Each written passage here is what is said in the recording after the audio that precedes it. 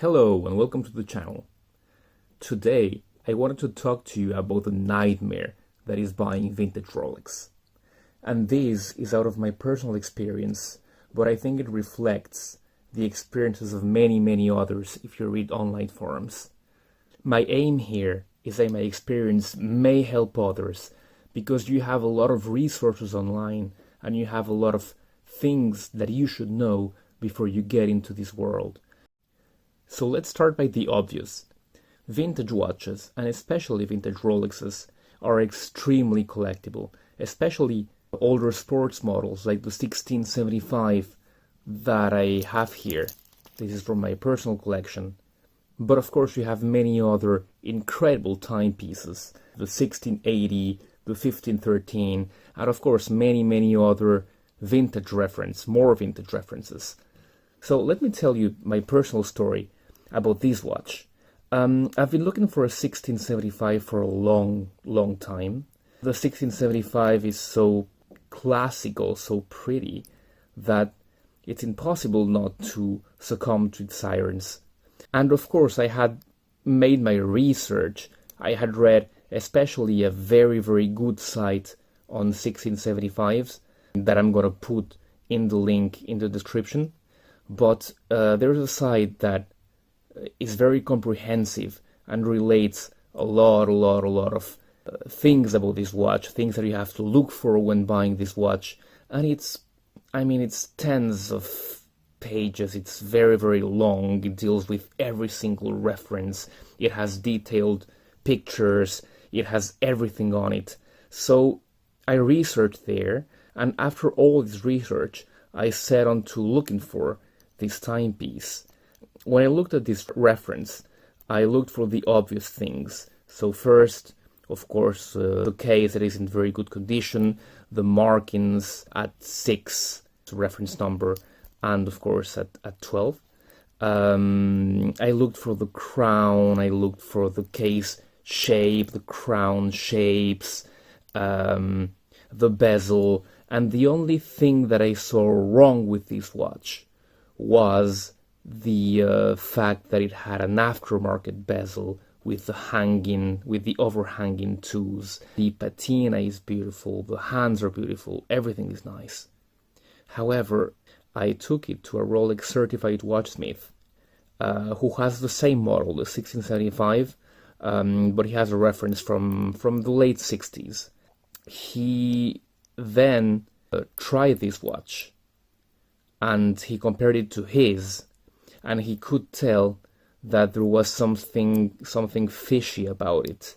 He told me right away that the bezel insert was aftermarket, as I knew, but he told me that the bezel was aftermarket as well. And he then popped it up and tried his on this timepiece, and then it simply did not work. It wouldn't fit. So that confirmed his suspicion.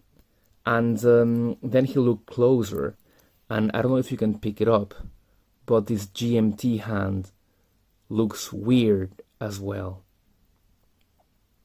The usual GMT hand should arrive at about half the length of the second hand.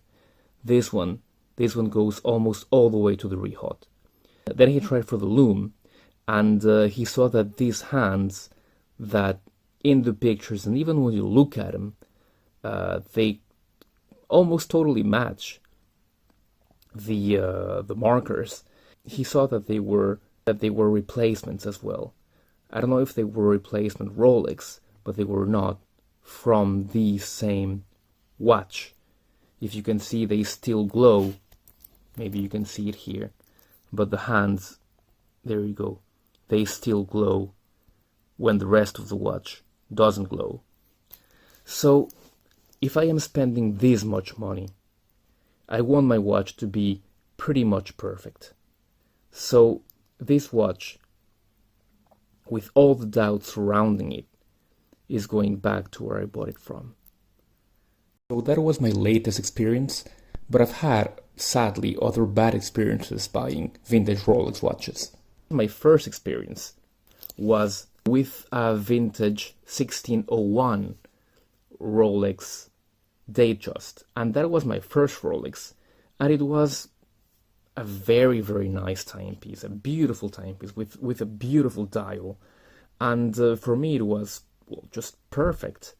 However, when I tried to sell it to buy my Rolex Yachtmaster, I went to sell it to one of the top watchmakers in Paris, and he looked at it with a loupe, and he told me that it was a beautiful work of redialing, and therefore he didn't want it for any price.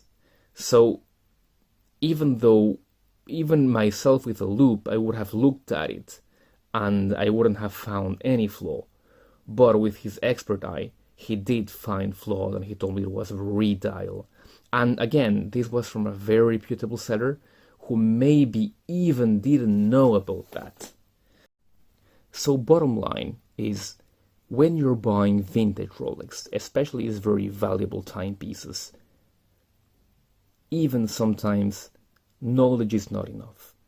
Even sometimes buying the seller is not enough. You really, really have to know someone who's a specialist on these watches to check it for you.